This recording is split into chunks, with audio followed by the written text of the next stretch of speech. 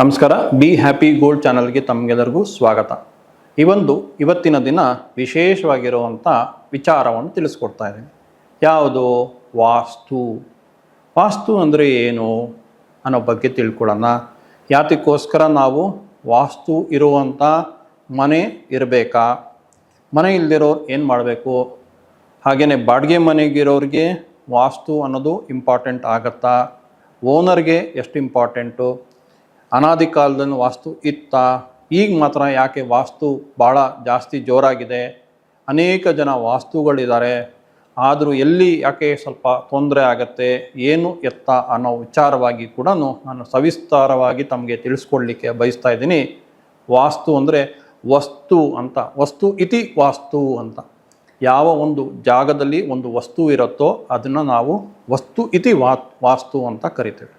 ಅಂದರೆ ಯಾವುದೇ ಇರ್ಬೋದು, ಒಂದು ಗಿಡ ಇರ್ಬೋದು, ಮರ ಇರ್ಬೋದು, ಎಲ್ಲಿ ಯಾವ ಜಾಗದಲ್ಲಿ ಅದು ಇದ್ದಾಗ ಅದರಿಂದ ಆಗುವಂಥ ಒಂದು ಪರಿಣಾಮಗಳು ಅಂತ ಕರಿತೇವೆ.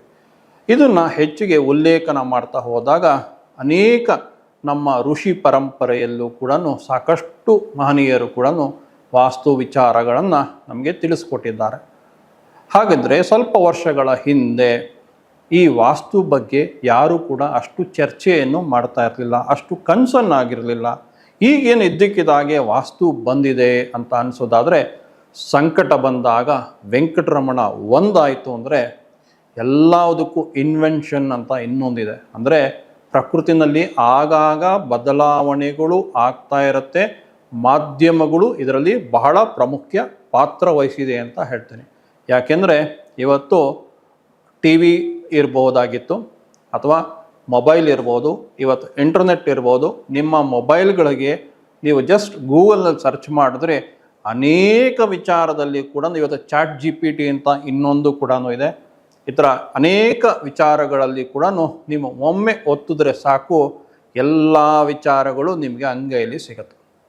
ಆದರೆ ಗುರುಮುಖೇನವಾಗಿ ಯಾವ ವಿಚಾರವನ್ನು ನೀವು ಕಲ್ತ್ಕೊತೀರೋ ಎಲ್ಲ ವಿಚಾರಗಳನ್ನು ನಮ್ಮ ಗೂಗಲ್ನಲ್ಲಾಗಲಿ ಅಥವಾ ChatGPTನಲ್ಲಾಗಲಿ ಅದಕ್ಕೂ ಒಂದು ಲಿಮಿಟೇಷನ್ಸ್ ಅಂತ ಇದೆ. ಯಾಕೆಂದರೆ ಎಲ್ಲವೂ ಅಲ್ಲೇ ಗೊತ್ತಾಗ್ಬಿಟ್ಟಿತ್ತು ಅಂದರೆ ನಾವು ಮನುಷ್ಯರು ಇನ್ನೇನು ಮಾಡೋ ಕೆಲಸ ಏನೂ ಇರೋದಿಲ್ಲ. ಇವತ್ತು ತುಂಬ ಅಡ್ವಾನ್ಸ್ ಆಗಿದೆ, ನಾನು ಇಲ್ಲ ಅಂತ ಹೇಳೋದಿಲ್ಲ. ನಾನು ಕೂಡ ಈಗ ನಿಮ್ಮ ಯೂಟ್ಯೂಬ್ ಚಾನಲ್ ಮುಖಾಂತರವಾಗಿ ನಿಮ್ಮ ಮೊಬೈಲ್ ಮುಖಾಂತರವಾಗಿ ತಲುಪ್ತಾ ಇದ್ದೀನಿ, ಅನೇಕ ಸೋಷಿಯಲ್ ಮೀಡಿಯಾಗಳಲ್ಲೂ ಕೂಡ ತಲುಪ್ತಾ ಇದ್ದೀನಿ. ಆದರೆ ಅನೇಕ ವಿಚಾರಗಳು ಕೂಡ ಎಲ್ಲವನ್ನು ಕೂಡ ರಿವೀಲು ಯಾರೂ ಮಾಡೋದಿಲ್ಲ. ಆ ವಿಚಾರಗಳಲ್ಲಿ ವಾಸ್ತು ಕೂಡ ನಿಮ್ಗೆ ಎಷ್ಟೇ ವಿಚಾರ ತಿಳಿಸಿದ್ರೂ ಕೂಡ ಇನ್ನೂ ಅನೇಕ ವಿಚಾರಗಳು ನಿಮ್ಮ ಟೆಕ್ಸ್ಟ್ ಬುಕ್ನಲ್ಲಿ ಸಿಗದೇ ಇರುವಂಥ ಮಾಹಿತಿಗಳು, ಅಂಥ ವಿಚಾರಗಳನ್ನು ನಾನು ವಾಸ್ತು ವಿಚಾರದಲ್ಲಿ ತಿಳಿಸ್ಕೊಡ್ಲಿಕ್ಕೆ ಬಯಸ್ತಾ ಇದ್ದೀನಿ. ಟ್ರೆಡಿಷ್ನಲ್ ವಾಸ್ತು ಅಂತ ಇದೆ, ಅಂದರೆ ನೀವು ಮನೆ ಕಟ್ಟಬೇಕಾದ್ರೇ ಆ ಒಂದು ಆಯಾದಿ ಗಣನೆ ಅಂತ ಕರಿತೀವಿ. ಆಯಾದಿ ಗಣನೆ ಮುಖಾಂತರವಾಗಿ ನಿಮ್ಮ ಮನೆಯನ್ನು ಕಟ್ಟಿಕೊಂಡಾಗಲೂ ಕೂಡ ನಿಮಗೆ ಆ ಮನೆಯಲ್ಲಿ ಸುಖ, ಶಾಂತಿ, ನೆಮ್ಮದಿ, ಆರೋಗ್ಯ, ಆಧ್ಯಾತ್ಮಿಕ, ಅಧಿಭೌತಿಕ, ಅಧಿದೈವಿಕ, ಆಧ್ಯಾತ್ಮಿಕವಾಗಿ ಎಲ್ಲವೂ ಕೂಡ ಸಿಗುವಂಥದ್ದು ಆಗತ್ತೆ. ಏನಪ್ಪ ಅದರಲ್ಲಿ ಅಷ್ಟು ವಿಶೇಷ ಇರುತ್ತೆ ಅಂತ ಹೇಳಿದ್ರೆ, ಎವ್ರಿಥಿಂಗ್ ಈಸ್ ಅ ವೈಬ್ರೇಷನ್ ಅಂತ ಕರಿತೀವಿ. ಸೊ ನಾನು ಮಾತಾಡ್ತಿರೋದು ಕೂಡ ವೈಬ್ರೇಷನ್ನು, ಆ ಧ್ವನಿ ಮುಖಾಂತರವಾಗಿ, ತರಂಗಗಳ ಮುಖಾಂತರವಾಗಿ ನಿಮಗೆ ಕೇಳಿಸ್ಕೊಂಡಾಗಲೂ ಕೂಡ ನಿಮ್ಮ ಆ ಕಿವಿನಲ್ಲೂ ಕೂಡ ಆ ತರಂಗಗಳು ಹೋಗಿ ಅಲ್ಲಿ ಪ್ರೊಸೆಸಿಂಗ್ ಆಗಿ ನಿಮಗೆ ವಿಚಾರಗಳು ಕೇಳಿಸುತ್ತೆ. ಹಾಗೆ ದೃಶ್ಯ ಮಾಧ್ಯಮವು ಕೂಡ ನೀವು ನೋಡ್ತೀರಾ, ಅಲ್ಲಿ ಕಾಣಿಸುತ್ತೆ. ಅದೇ ರೀತಿಯಾಗಿ ಕೂಡ ಮನೆಯಲ್ಲಿ ಒಂದು ಮನೆಯನ್ನು ಕಟ್ಟಬೇಕಾದ್ರೆ ಮನೆಯ ಯಜಮಾನ ಅಷ್ಟೇ ಅಲ್ಲದೆ ಮನೆಯ ಯಜಮಾನಿಯ ನಕ್ಷತ್ರ ಇಂಪಾರ್ಟೆಂಟ್ ಅಂತ ಹೇಳ್ತೀವಿ. ಎಲ್ಲರೂ ಏನು ಮಾಡ್ಕೊತಾರೆ, ನಾನು ಮನೆ ಯಜಮಾನ, ನಾನು ಹಣವನ್ನು ಇನ್ವೆಸ್ಟ್ ಮಾಡೋನು ನಾನು, ಸಂಪಾದನೆ ಮಾಡಿರೋನು ನಾನು, ನನ್ನ ನಕ್ಷತ್ರಕ್ಕೆ ಅನುಗುಣವಾಗಿ ನಾನು ಮನೆಯನ್ನು ಕಟ್ಕೊತೀನಿ ಅಂತ ಅನ್ಕೊತಾರೆ, ಅದರ ಮನೆಯನ್ನು ಪರ್ಚೇಸ್ ಮಾಡ್ತೀನಿ ಅಂತ ಅನ್ಕೊತಾರೆ. ಆದರೆ ಮುಖ್ಯವಾಗಿ ಬೇಕಾಗಿರೋದು ಮನೆಯ ಯಜಮಾನಿಯ ನಕ್ಷತ್ರ ಅಂತ ಹೇಳ್ತೇನೆ. ಯಾಕಪ್ಪ ಮನೆಯ ಯಜಮಾನಿಯ ನಕ್ಷತ್ರ ಇಂಪಾರ್ಟೆಂಟ್ ಅಂತಂದರೆ, ಯಜಮಾನಿ ಅಂತ ಹೇಳಿದ್ರೆ ಒಂದು ಶಕ್ತಿ. ಯಾವಾಗಲೂ ಸ್ತ್ರೀ ಒಂದು ಶಕ್ತಿ. ಪುರುಷ ಮತ್ತು ಸ್ತ್ರೀ ಈ ಎರಡು ಕಾಸ್ಮಿಕ್ ಕಾನ್ಷಿಯಸ್ನೆಸ್ಸಲ್ಲಿ ನಟರಾಜ ಅಥವಾ ಶಿವ ಆ್ಯಂಡ್ ಶಕ್ತಿ ಪ್ರಿನ್ಸಿಪಲ್ ಬಂತು ಅಂದರೆ ಒಂದು ಶಕ್ತಿ, ಆ ಶಕ್ತಿಯ ಜೊತೆಗೆ ಸೇರ್ಕೊಂಡು ಸಾಫ್ಟ್ವೇರ್ ಒಂದು ಹಾರ್ಡ್ವೇರ್ ಅಂತ ಅಂದ್ಕೊಳ್ಳಿ ಸಾಕು. ಬೇರೇನು ಸಿಂಪಲ್ ಆಗಿ ಹೇಳಬೇಕು ಅಂದರೂ ಕೂಡ ಆ ಒಂದು ಶಕ್ತಿ ಇದ್ದಾಗಲೇ ಮೂಮೆಂಟ್ ಆಗೋದು. ಇದು ಕೈನೆಟಿಕ್ ಎನರ್ಜಿ ಅಂತ ಕರಿತೀವಿ. ಸ್ಟ್ಯಾಗ್ನೆಂಟ್ ಆಗಿರೋದನ್ನ ಪೊಟೆನ್ಷಿಯಲ್ ಎನರ್ಜಿ ಅಂತ ಕರಿತೀವಿ. ಈ ಮೂಮೆಂಟ್ ಆಗಬೇಕಾಗಿರುವಂಥ ಎನರ್ಜಿಯನ್ನು, ಈ ಕೈನೆಟಿಕ್ ಎನರ್ಜಿಯನ್ನು ನಾವು ಏನು ಮಾಡ್ತೀವಿ ಅಂದರೆ ಮನೆಯ ಯಜಮಾನಿಯನ್ನು ತಗೊಂಡು ಆ ಮನೆಯಲ್ಲಿ ಯಾರ್ಯಾರು ಇರ್ತಾರೆ, ನೀವು ವಾಸ್ತು ಪ್ರಕಾರವಾಗಿ ಮನೆಯನ್ನು ಕಟ್ಟಬೇಕು ಅಥವಾ ತಗೊಬೇಕು ಅಂದರೆ ನೀವು ಮೊದಲು ಮಾಡಬೇಕಾಗಿರೋದು ನಿಮ್ಮ ಜನ್ಮ ನಕ್ಷತ್ರ ಬೇಕಾಗಿರುತ್ತೆ. ಓಕೆ, ನಂಗೆ ಜನ್ಮ ನಕ್ಷತ್ರ ನನಗೆ ಗೊತ್ತಿಲ್ಲ, ಏನು ಬೇಡ, ನಾಮ ನಕ್ಷತ್ರ, ನಿಮ್ಮ ಹೆಸರ ಬಲದ ಮೇಲೆ ನಕ್ಷತ್ರವನ್ನು ಐಡೆಂಟಿಫೈ ಮಾಡಿ. ಯಾಕೆ ಈ ನಕ್ಷತ್ರ ಅಂತ ಹೇಳಿದ್ರೆ ಇಟ್ ಈಸ್ ಒಂದು ರೆಫರೆನ್ಸ್ ಪಾಯಿಂಟ್ ಅಂತ ಕರಿತೀವಿ. ಆ ರೆಫರೆನ್ಸ್ ಪಾಯಿಂಟ್ ಮುಖಾಂತರವಾಗಿ, ಈಗ ಉದಾಹರಣೆ ರೆಫರೆನ್ಸ್ ಪಾಯಿಂಟ್ ಅಂತ ಏನು ಅಂದರೆ ನಿಮ್ಮ ಮನೆಯಿಂದ ನಿಮ್ಮ ಆಫೀಸ್ಗೆ ಹೋಗಬೇಕು ಅಂದರೆ ಒಂದು ಪಾಯಿಂಟು ಇನ್ನೊಂದು ಪಾಯಿಂಟ್ ಹೋಗಬೇಕು ಅಂದರೆ ಇರುವಂಥ ಡಿಸ್ಟೆನ್ಸ್ ಅಂತ ಕರಿತೀವಿ. ಅಂದರೆ ಏನೋ ಒಂದು ಕೆಲಸ ಮಾಡಬೇಕಾದ್ರೂ ಒಂದು ಕಡೆ ಪ್ರಾರಂಭ ಮಾಡಬೇಕು, ಒಂದು ಕಡೆ ಅಂತ್ಯವನ್ನು ಮಾಡಬೇಕು. ಈ ಪ್ರಾರಂಭದ ವಿಚಾರವನ್ನು ನಾವು ಶಾಸ್ತ್ರಗಳಲ್ಲಿ ಅಥವಾ ನಮ್ಮ ಸಿದ್ಧರುಗಳು ಅನೇಕ ವಿಚಾರಗಳಲ್ಲಿ ಈ ನಕ್ಷತ್ರ ಅಂತ ಹೇಳಿದ್ದಾರೆ.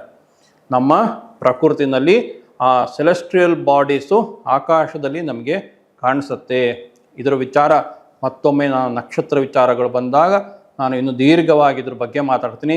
27 ನಕ್ಷತ್ರ ಅಲ್ಲದೆ 108 ಬರುತ್ತೆ. 108 ಅಂದರೆ ಒಂದೊಂದು ಪಾದಗಳು ಬರುತ್ತೆ. ಒಂದೊಂದು ಪಾದಗಳಲ್ಲೂ ಕೂಡ ಬರುವಂಥದ್ದು ವಿಶೇಷ. ಹಾಗಾಗಿ 27 ಅಲ್ಲ, 108 ನಕ್ಷತ್ರಗಳಂದರೆ 27 ನಕ್ಷತ್ರ ಆಗಿದ್ದು ಅಭಿಜಿತ್ ಸೇರಿದ 28 ಆಗುತ್ತೆ.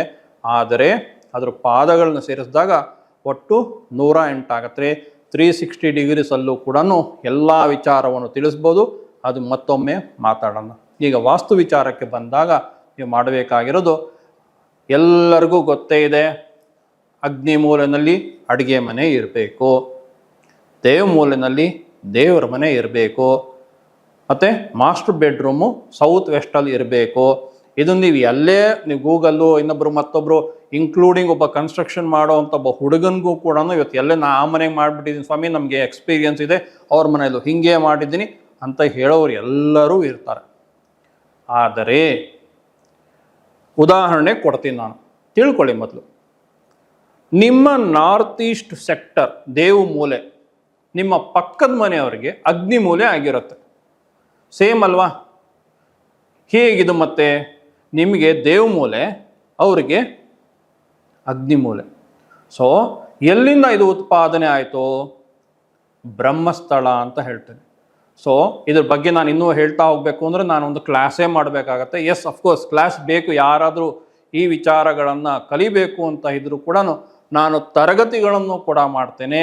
ಆಫ್ಲೈನ್ ಪ್ಲಸ್ ಆನ್ಲೈನ್ ಎರಡೂ ಮುಖಾಂತರವಾಗಿ ಕೂಡ ನಾನು ಜ್ಯೋತಿಷ್ಯ ಇರ್ಬೋದು, ವಾಸ್ತು ಇರ್ಬೋದು, ಸಂಖ್ಯಾಶಾಸ್ತ್ರ ಇರ್ಬೋದು, ಅನೇಕ ವಿಚಾರಗಳು ನಿಮಗೆ ತಿಳಿಸುತ್ತೆ.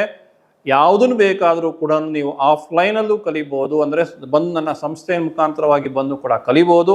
ಆನ್ಲೈನಲ್ಲಿ ಬೇಕಾದರೂ ಕಲಿಬೋದು. ಯಾಕೆ ವಿಚಾರ ಹೇಳಿದೆ ಅಂತಂದರೆ ಇನ್ನೂ ಎಷ್ಟೋ ವಿಚಾರಗಳನ್ನು ನಾನು ಪೂರ್ತಿಯಾಗಿ ನಿಮಗೆ ಇಲ್ಲಿ ನಾನು ಹೇಳ್ಕೊಡೋಕ್ಕಾಗೋದಿಲ್ಲ. ಈ ಬ್ರಹ್ಮಸ್ಥಳದಿಂದ ಶಕ್ತಿ ಉತ್ಪಾದನೆ ಆಗುತ್ತೆ ಅಂತ ಹೇಳಿ ಅಲ್ಲಿಗೆ ಮೊಟಕು ಮಾಡ್ತೀನಿ.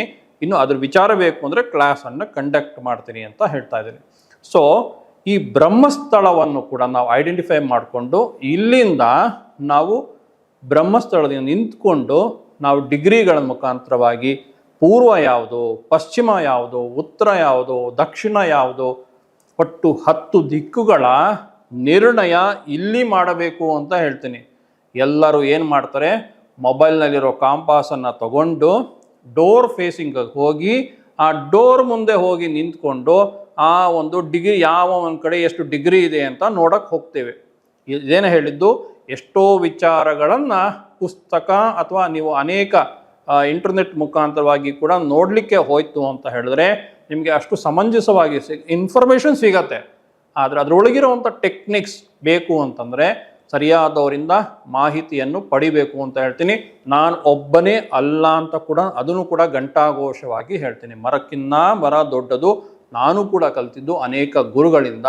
ಹಾಗಾಗಿ ಅನೇಕ ಮಹನೀಯರಿದ್ದಾರೆ, ವಿದ್ಯಾಸಂಪನ್ನರಿದ್ದಾರೆ, ಅವರ ಮುಖಾಂತರವಾಗಿ ಕೂಡ ಕಲಿಬೋದು. ಆದರೆ ನೀವು ಒಂದು ಮೊಬೈಲಲ್ಲಿ ಹೋಯ್ತು ಅಂದರೆ ಮ್ಯಾಗ್ನೆಟಿಕ್ ಇಂಡಕ್ಷನ್, ಮ್ಯಾಗ್ನೆಟಿಕ್ ಫೀಲ್ಡ್ ಇರುತ್ತೆ.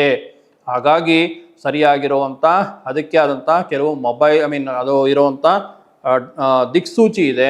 ಆ ದಿಕ್ಸೂಚಿಯನ್ನು ಯೂಸ್ ಮಾಡಿ ನೀವು ಅದನ್ನು ಡಿಗ್ರಿಗಳನ್ನು ಕಂಡುಹಿಡಿಬೇಕು ಅಂತ ಹೇಳ್ತೀನಿ. ಸರಿ, ಹಾಗಾದರೆ ಮಧ್ಯದಲ್ಲಿ ನಿಂತ್ಕೊಂಡಾಗ ನಿಮ್ಮ ನೇವಲ್ನಲ್ಲಿ ಇರಬೇಕು ಆ ಒಂದು ಕಾಂಪಾಸ್ ಅಂತ ಹೇಳ್ತೀನಿ. ಆ ಕಾಂಪಾಸಲ್ಲಿ ನೋಡಿಕೊಂಡು ನಿಮ್ಮ ಯಾವ ದಿಕ್ಕಿನಲ್ಲಿ ನಿಮ್ಮ ಸೈಟನ್ನು ಇದೆ, ನೀವು ತಗೊಳ್ಳುವಂಥ ಸೈಟ್ ಇರ್ಬೋದು, ನೀವು ಕಟ್ಟಿರುವಂಥ ಮನೆ ಇರ್ಬೋದು, ಮಧ್ಯಭಾಗದಲ್ಲಿ ನಿಂತ್ಕೊಂಡು, ಮಧ್ಯಭಾಗ ಅಂತ ಹೇಳಿದ್ರೆ ಉದ್ದ ಇಂಟು ಅಗಲ, ಅದನ್ನು ಡಿವೈಡೆಡ್ ಬೈ 2 ಮಾಡಿ ಇಲ್ಲ ಡಯಾಗ್ನಲ್ ಮಾಡಿ ಬರುವಂಥ ಮಧ್ಯದ ಪಾಯಿಂಟಲ್ಲಿ ನಿಂತ್ಕೊಂಡು ನೀವು ಚೆಕ್ ಮಾಡಬೇಕು ಅಂತ ಹೇಳ್ತೀನಿ. ಇದನ್ನು ಮತ್ತೆ ನೋಡಿ, ಇದನ್ನೆಲ್ಲ ಬಹಳ ಸೂಕ್ಷ್ಮವಾಗಿ ಮಾಡಬೇಕು ಅಂತ ಹೇಳ್ತೀನಿ. 1 ಡಿಗ್ರಿ 2 ಡಿಗ್ರಿ 3 ಡಿಗ್ರಿ ತೊಂದರೆ, ಸ್ವಲ್ಪ ಟಿಲ್ಟ್ ಇದ್ದರೆ ತೊಂದರೆ ಇಲ್ಲ. 10 ಡಿಗ್ರಿ 15 ಡಿಗ್ರಿ ಟಿಲ್ಟ್ ಆಗಿದ್ದರೆ ಪದದೇವತೆಗಳು ಅಂತ ಬರುತ್ತೆ. ಇಲ್ಲಿ ಪದದೇವತೆಗಳು ಅಂದರೆ ಏನು ಅಂತ ನಾನು ಕಾಮನ್ ಆಗಿ ಹೇಳಬೇಕು ಅಂದರೆ, ಒಂದೊಂದು ಡಿಪಾರ್ಟ್ಮೆಂಟಲ್ಲೂ ಕೂಡ ಒಬ್ಬರು ಜೂನಿಯರ್ ಎಕ್ಸಿಕ್ಯೂಟಿವ್ ಇರ್ತಾರೆ, ಸೀನಿಯರ್ ಎಕ್ಸಿಕ್ಯೂಟಿವ್ ಇರ್ತಾರೆ, ಮ್ಯಾನೇಜರ್ ಇರ್ತಾರೆ, ಹಾಗೆಯೇ ಅನೇಕ ವಿಭಾಗಗಳು ಇರುತ್ತೆ, ಅದಕ್ಕೆ ಮುಖ್ಯಸ್ಥರು ಇರ್ತಾರೆ. ಅದೇ ರೀತಿಯಾಗಿ ಅದನ್ನು ನಾವು ಪದದೇವತೆಗಳು ಅಂತ ಹೇಳ್ತೀವಿ. ಒಂದೊಂದು ಡಿಗ್ರಿನಲ್ಲೂ ಕೂಡ ಆ ಪದದೇವತೆಗಳು ಇರಬೇಕು. ಇದಕ್ಕೊಂದು ಸಣ್ಣ ಮತ್ತೆ ಬೇರೆ ಉದಾಹರಣೆ ಕೊಡ್ತೀನಿ. ನೀವು ಮೆಡಿಕಲ್ ಶಾಪ್ಗೆ ಹೋಗ್ಬಿಟ್ಟು ಬ್ಯಾಂಕಿನ ವ್ಯವಹಾರ ಮಾಡಲಿಕ್ಕಾಗತ್ತಾ? ಖಂಡಿತ ಇಲ್ಲ. ಹಾಗೆಯೇ ಆ ಪದದೇವತೆಗಳಲ್ಲಿ ಇರುವಂಥ ಗುಣಲಕ್ಷಣಗಳನ್ನು ಬಿಟ್ಟು ಅಲ್ಲಿ ಬೇರೆ ಇನ್ಯಾರೋ ಸಬ್ಸ್ಟಿಟ್ಯೂಟ್ ಇರೋವಂಥ ಆ ಗುಣಗಳನ್ನು ನೀವು ಆ ಪದದೇವತೆಗಳಿಂದ ಎಕ್ಸ್ಪೆಕ್ಟ್ ಮಾಡೋಕ್ಕಾಗೋದಿಲ್ಲ. ಇಲ್ಲಿ ಆಗ್ತಿರೋವಂಥ ಒಂದು ಸಣ್ಣ ತಪ್ಪು ಏನಪ್ಪ ಅಂತಂದರೆ ಸರಿಯಾದ ಮಾಹಿತಿಯ ಕೊರತೆ ಅಂತ ಹೇಳ್ತೀನಿ. ಆ ಪ್ಲ್ಯಾನ್ ಡಿಸೈನ್ ಮಾಡಬೇಕಾದ್ರೇ ನಿಮ್ಮ ನಕ್ಷತ್ರವನ್ನು ತಿಳ್ಕೊಂಡು, ನಿಮ್ಮ ಮನೆಯ ಎಲ್ಲರ ನಕ್ಷತ್ರವನ್ನು ತಿಳ್ಕೊಂಡು, ಎಲ್ಲರ ಒಂದು ಕಂಪ್ಯಾಟಬಲ್ ನಕ್ಷತ್ರ ಅಂತ ಕರಿತೀವಿ. ಇದನ್ನು ಫ್ಯಾಮಿಲಿ ಜಾತಕ ಅಂತ ಕೂಡ ಕರಿತೀವಿ. ಸೊ ಈ ಫ್ಯಾಮಿಲಿ ಜಾತಕವನ್ನು ಮಾಡಿ ಮನೆಯಲ್ಲಿ ವಾಸಿಸೋರವ್ರಿಗೆ ಒಬ್ಬರು ಓದ್ತಾ ಇರ್ಬೋದು, ಒಬ್ಬರು ಕೆಲಸಕ್ಕೆ ಹೋಗ್ತಾ ಇರ್ಬೋದು, ಮನೆ ಗೃಹಿಣಿ ಆಗಿರ್ಬೋದು, ವಯಸ್ಸಾದ ತಂದೆ ತಾಯಿಗಳು ಇರ್ಬೋದು. ಸೊ ಒಬ್ಬೊಬ್ಬರಿಗೆ ಒಂದೊಂದು ರಿಕ್ವೈರ್ಮೆಂಟ್ಸ್ ಇರುತ್ತೆ. ಈ ಫ್ಯಾಮಿಲಿ ಜಾತಕವನ್ನು ಮಾಡಿದಾಗ ಎಲ್ಲರಿಗೂ ಕೂಡ ಕಂಪ್ಯಾಟಬಲ್ ಆಗಿರುವಂಥ ಮನೆಯನ್ನು ಕಟ್ಟಿದಾಗ ಅವರವರಿಗೆ ಬೇಕಾಗಿರೋ ವಿದ್ಯಾರ್ಥಿಗಳಿಗೆ ವಿದ್ಯೆ, ಕೆಲಸ ಮಾಡೋರಿಗೆ ಕೆಲಸ, ಕೆಲಸದಲ್ಲಿ ಬಡ್ತಿ ಬೇಕು ಅಂದರೆ ಬಡ್ತಿ, ಆರೋಗ್ಯ ಬೇಕು ಅಂದರೆ ಆರೋಗ್ಯ, ಶಾಂತಿ ಬೇಕು ಅಂದರೆ ಶಾಂತಿ, ನೆಮ್ಮದಿ ಬೇಕು ಅಂದರೆ ನೆಮ್ಮದಿ. ಎಲ್ಲದರ ಜೊತೆಗೆ ಮುಖ್ಯವಾಗಿ ಇವತ್ತು ಬೇಕಾಗಿರೋದು ಏನಪ್ಪ ಅಂತಂದರೆ ಸಂತೋಷ, ನೆಮ್ಮದಿ. ನೀವು ಇವತ್ತು ಅಷ್ಟೊಂದು ಸಂಪಾದನೆ ಮಾಡಿದ್ರೂ ಕೂಡ ಕಡೆಗೆ ಖರ್ಚು ಮಾಡ್ತೀರಾ, ಅಥವಾ ಬೇರೆ ಬೇರೆ ಔಟಿಂಗ್ ಅಂತ ಹೋಗ್ಬೋದು, ನಾನು ಅದನ್ನು ಎಂಜಾಯ್ ಮಾಡೋಕ್ಕೆ ಅಂತ ಹೇಳ್ಬೋದು. ಎಷ್ಟೋ ಜನ ಹಣ ಸಂಪಾದನೆ ಮಾಡ್ತಾರೆ, ಆದರೆ ಎಂಜಾಯ್ ಮಾಡೋದಕ್ಕೆ ಆ ಟೈಮ್ ಕೂಡ ಸಿಗೋದಿಲ್ಲ. 3 ಹೊತ್ತು ಬ್ಯುಸಿ. ಮಗು ತಂದೆ ತಾಯಿ ಹತ್ರ ಏನೋ ಹೇಳ್ಕೊಬೇಕು ಅಂತ ಬರುತ್ತೆ, ಅಪ್ಪ ಮೊಬೈಲ್ನಲ್ಲಿ, ಅಮ್ಮ ಇನ್ನೊಂದು ಮೊಬೈಲ್ನಲ್ಲಿ. ಏನೋ ಹೇಳ್ಕೊಬೇಕು ಅಂತ ಬಂದರೂ ಕೂಡ ಆ ಮಗುವಿಗೆ ತಂದೆ ಆ ಸಮಯದಲ್ಲಿ ಸಿಗೋದಿಲ್ಲ. Vice versa is also true. ನನ್ನ ಮಗುಗೆ ನಾನು ಏನೋ ಮಾತಾಡಬೇಕು ಅಂದರೆ ಇವತ್ತು ಆನ್ಲೈನ್ ಕ್ಲಾಸಲ್ಲಿದ್ದಾರೆ ಆ ಮಗು, ತಂದೆ ಹೇಳ್ಕೊಳಕ್ಕಾಗೋದಿಲ್ಲ, ತಾಯಿ ಹೇಳ್ಕೊಳಕ್ಕಾಗೋದಿಲ್ಲ. ಈ ಎಲ್ಲ ಎನ್ವೈರ್ಮೆಂಟ್ ಕಂಪ್ಯಾಟಬಿಲಿಟಿ ಮಾಡಿಕೊಟ್ಟಾಗ ಒಬ್ರಿಗೊಬ್ರಿಗೆ ಪೂರಕವಾಗಿರುವಂಥ ಒಂದು ಅನುಕೂಲ ವಾತಾವರಣವನ್ನು ಕ್ರಿಯೇಟ್ ಮಾಡುವಂಥ ಜಾಗ ಯಾವುದಪ್ಪ ಅಂತ ಹೇಳಿದ್ರೆ ನಿಮ್ಮ ಮನೆಯೇ. ನೀವು ಆಫೀಸಲ್ಲಿ ಹೋಗಿ ಹಣ ಚೆನ್ನಾಗಿ ಸಂಪಾದನೆ ಮಾಡ್ಬೋದು, ಶಾಲೆಗೆ ಹೋಗಿ ರ್ಯಾಂಕ್ ಬರ್ಬೋದು, ಹಾಸ್ಪಿಟ್ಲಿಗೆ ಹೋಗಿ ಅಥವಾ ಆರೋಗ್ಯದಿಂದ ಇದ್ಕೊಂಡು ಅಲ್ಲಿ ಖರ್ಚು ಮಾಡಿ ಆರೋಗ್ಯವನ್ನು ಹಾಳು ಮಾಡಿಕೊಂಡು ಆರೋಗ್ಯವನ್ನು ಪಡೆಯೋದಕ್ಕೆ ಹಾಸ್ಪಿಟ್ಲಿಗೆ ಹೋಗೋ ಬದಲು ಮನೆಯೇ ಮಂತ್ರಾಲಯ, ಮನಸ್ಸೇ ದೇವಾಲಯ ಅಂದಂಗೆ ನಿಮ್ಮ ಮನೆಯಲ್ಲೇ ಕೂಡ ಎಲ್ಲವೂ ಸಿಗುವಂಥದ್ದನ್ನು ಅನೇಕ ಫ್ರೀಕ್ವೆನ್ಸೀಸ್ ಇದೆ. ಇವತ್ತು ಒಂದೊಂದು ಫ್ರೀಕ್ವೆನ್ಸಿನ ಟ್ಯೂನ್ ಮಾಡಿದಾಗ ಇವತ್ತು Jio mobile, Airtel mobile, BSNL mobile ಇದಕ್ಕೆಲ್ಲದಕ್ಕೂ ಒಂದು ಫ್ರೀಕ್ವೆನ್ಸಿ ಇದೆಯಾ? ಅದೇ ರೀತಿಯಾಗಿ ಮನೆಯಲ್ಲೂ ಕೂಡ ಆ ಫ್ರೀಕ್ವೆನ್ಸಿಯನ್ನು ನಾವು ಸೆಟ್ ಮಾಡ್ತೀವಿ ಈ ವಾಸ್ತುಶಾಸ್ತ್ರದ ಮುಖಾಂತರವಾಗಿ. ಈ ವಾಸ್ತುಶಾಸ್ತ್ರದ ಮುಖಾಂತರವಾಗಿ ನಿಮಗೆ ಬೇಕಾಗಿರೋದನ್ನ ನೀವು ಆಕ್ಸೆಸ್ ಮಾಡ್ಕೊಳ್ಳುವಂಥದ್ದು ಅಂತ ಹೇಳಲಿಕ್ಕೆ ಬಯಸ್ತೀನಿ. ಅಂದರೆ ಗೂಗಲ್ನಲ್ಲಿ ಸರ್ಚ್ ಮಾಡಿದಾಗ ನಿಮಗೆ ಯಾವ ರೀತಿಯಾಗಿ ಇನ್ಫಾರ್ಮೇಷನ್ ಸಿಗುತ್ತೋ ಅದೇ ರೀತಿಯಾಗಿ ಪ್ರಕೃತಿನಲ್ಲಿ ಇರುವಂಥ ಫ್ರೀಕ್ವೆನ್ಸಿನ ಕ್ಯಾಚ್ ಮಾಡುವಂಥ ಅಂಟೆನ ಯಾವುದಪ್ಪ ಅಂತ ಹೇಳಿದ್ರೆ ನಿಮ್ಮ ಮನೆಯೇ. ಹಾಗಾಗಿ ನಿಮ್ಮ ಮನೆಯಲ್ಲಿ ಮುಖಾಂತರವಾಗಿ ವಿದ್ಯಾರ್ಥಿಗಳಿಗೆ ಜ್ಞಾನದ ಅರ್ಜನೆ ನಿಮಗೆ ಚೆನ್ನಾಗಿ ಆಗಬೇಕು ಅಂತ ಹೇಳಿದ್ರೆ ಆ ಒಂದು ಫ್ರೀಕ್ವೆನ್ಸಿನ ಕ್ಯಾಚ್ ಮಾಡಿ ಮಗು ಮಲಗುವಂಥ ಕೋಣೆ ಅಥವಾ ಇರುವಂಥ ರೂಮ್ಗೆ ಆ ಫ್ರೀಕ್ವೆನ್ಸಿಯನ್ನು ಟ್ಯೂನ್ ಮಾಡಿದಾಗ ಮಗು ಓದೋದಕ್ಕೆ ಅನುಕೂಲ ಆಗುತ್ತೆ. ಹಾಗಾಗಿ ಆರೋಗ್ಯ ಬೇಕು ಅಂದರೂ ಕೂಡ ಅವ್ರಿಗೆ ಬೇಕಾಗಿರೋ ಫ್ರೀಕ್ವೆನ್ಸಿ ಅಥವಾ ಆ ಒಂದು ಪ್ರದೇಶ ರೂಮನ್ನು ಕೂಡ ಮಾಡುವಂಥದ್ದು. ಕೆಲಸದಲ್ಲಿ ಕೆಲಸ ಸಿಕ್ಕಬೇಕು, ಪ್ರಮೋಷನ್ ಆಗಬೇಕು, ಏಳಿಗೆ ಆಗಬೇಕು, ಉತ್ತರೋತ್ತರೇ ಅಭಿವೃದ್ಧಿ ಅಂತ ಕೂಡ ನಾವು ಹೇಳ್ತೀವಿ. ಇದೆಲ್ಲವನ್ನು ಕೂಡ ಮಾಡುವಂಥದ್ದನ್ನು ನಮ್ಮ ವಾಸ್ತುಶಾಸ್ತ್ರದಲ್ಲಿ ಸರಿಯಾಗಿ ಬಲ್ಲವರಿಂದ ವಾಸ್ತು ಪ್ಲ್ಯಾನನ್ನು ಮಾಡಿ ನಿಮ್ಮ ಫ್ಯಾಮಿಲಿ ಕುಂಡ್ಲಿ ಅಂತ ಬರೆಸಿ ಡೋರ್ ಎಲ್ಲಿರಬೇಕು, ಯಾವ ಡೋರಿಂದ ನೀವು ಓಡಾಡ್ತಾ ಬಂತು ಅಂದರೆ ಅಲ್ಲಿ ಫ್ರೀಕ್ವೆನ್ಸೀಸ್ ಪಾಸ್ ಆಗುತ್ತೆ. ಆ ಫ್ರೀಕ್ವೆನ್ಸಿ ನಿಮ್ಮೊಳಗೆ ಬಂದಾಗ ನಿಮಗೆ ಬೇಕಾಗಿರುವಂಥ ಎಲ್ಲವೂ ಕೂಡ ನಾನು ಆಗಲೇ ಹೇಳಿದಂತೆ ಐಶ್ವರ್ಯದಿಂದ ಹಿಡಿದು ನೆಮ್ಮದಿವರೆಗೂ ಕೂಡ ಎಲ್ಲವೂ ನಿಮ್ಮ ಮನೆಯಲ್ಲಿ ಸಿಗತ್ತೆ.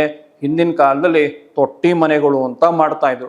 ಬ್ರಹ್ಮಸ್ಥಳದಲ್ಲಿ ಆ ತೊಟ್ಟಿ ಮನೆ ಇರೋದು, ಹಾಗೆ ಟಾಯ್ಲೆಟ್ ಬಾತ್ರೂಮು ಮನೆಯಿಂದ ಹೊರಗಿರೋದು. ಹಾಗಾಗಿ ಅವತ್ತಿನ ಕಾಲದಲ್ಲಿ ವಾಸ್ತುಶಾಸ್ತ್ರದ ಬಗ್ಗೆ ಅಷ್ಟೊಂದು ಗಮನ ಹರಿಸ್ತಾ ಇರಲಿಲ್ಲ. ಇವತ್ತು ಎಲ್ಲ ಮೈಕ್ರೋ ಅಪಾರ್ಟ್ಮೆಂಟು ಅಥವಾ ಇನ್ನಿತರ ಚಿಕ್ಕ ಚಿಕ್ಕ ಮನೆ ಇರ್ಬೋದು, ದೊಡ್ಡ ಮನೆ ಇರ್ಬೋದು, ಆ ಬ್ರಹ್ಮಸ್ಥಳ ಆಕ್ಟಿವೇಶನ್ ನಾವು ಮಾಡೋದಿಲ್ಲ. ಹಾಗಾಗಿ ಅನೇಕ ಬೇರೆ ರೀತಿಯಾದಂಥ ಮಾರ್ಪಾಡುಗಳ ವಾಸ್ತು ಕೂಡ ಇದೆ. ಅದನ್ನು ಕೂಡ ನಾನು ತಪ್ಪು ಅಂತ ಹೇಳೋದಿಲ್ಲ. ಆದರೆ ಯಾವುದೇ ಒಂದು ಏನೇ ಬದಲಾವಣೆ ಮಾಡಿದ್ರು it's an artificial is an artificial, original is A original. ಇದು ಸತ್ಯ ತಾನೇ. ಹಾಗಾಗಿ ಆ ಒಂದು ಯಂತ್ರವನ್ನು ಹಾಕಿದಾಗಲೂ ಕ್ಷೇತ್ರಗಳು ವಿಸಿಟ್ ಮಾಡಿದಾಗಲೂ ಕೂಡ ನಿಮಗೆ ಫಲ ಖಂಡಿತನೂ ಸಿಗತ್ತೆ. ಆದರೆ ಸರಿಯಾದ ರೀತಿಯಲ್ಲಿ ಮನೆ ಕಟ್ಕೊಂಡಾಗ ನಿಮಗೆ ಸಿಕ್ಕಬೇಕಾಗಿರುವಂಥದ್ದು ಅಷ್ಟೂ ಸಿಗತ್ತೆ ಅಂತ ಹೇಳಲಿಕ್ಕೆ ಬಯಸ್ತಾ ಇದ್ದೀನಿ. ಬರೀ ಇಷ್ಟೇನಾ ವಾಸ್ತು ಅಂದರೆ? ಇಲ್ಲ, ನಿಮ್ಮ ಮನೆಯಲ್ಲಿ ಯೂಸ್ ಮಾಡುವಂಥ ಸಕಲ ವಸ್ತುಗಳಲ್ಲೂ ಕೂಡ ಶಕ್ತಿ ಇರುತ್ತೆ. ಹಾಗಾಗಿ ನಾನು ಇನ್ನೊಂದಕ್ಕೆ ಪ್ರಾಧಾನ್ಯತೆ ಎಲ್ಲಪ್ಪ ಕೊಡ್ತೀನಿ ಅಂತಂದರೆ, ಮನೆ ವಾಸ್ತು ಸರಿ ಇಲ್ಲ ಅಂತ ಹೇಳಿದ್ರೂ ಕೂಡ ಗಿಡಗಳನ್ನು ಕೂಡ ಬೆಳೆಸಿದಾಗ ಅನೇಕ ವಿಚಾರದಲ್ಲಿ ಲಕ್ಷ್ಮಿಗೆ ವಿಶೇಷವಾಗಿರುವಂಥ ಗಿಡಗಳು ಉಂಟು.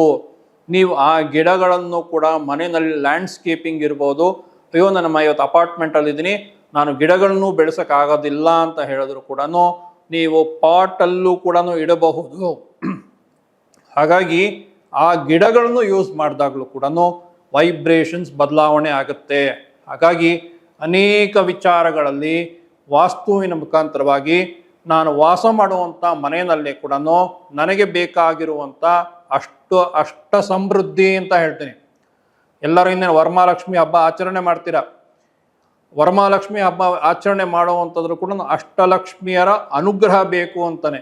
ಹಾಗಾಗಿ ಮನೆ ವಾಸ್ತು ಸರಿಯಾಗಿ ಎಲ್ಲ ಇದ್ದು ಅಂದರೂ ಕೂಡ ನೀವು ಆ ಅಷ್ಟಲಕ್ಷ್ಮಿಯನ್ನು ಮನೆಯಲ್ಲಿ ಸ್ಥಾಪನೆಯನ್ನು ಮಾಡಿ ಪೂಜೆಯನ್ನು ಮಾಡಿದಾಗಲೂ ಕೂಡ ನಿಮಗೆ ಬೇಕಾಗಿರುವಂಥದ್ದು ಸಿಗತ್ತೆ.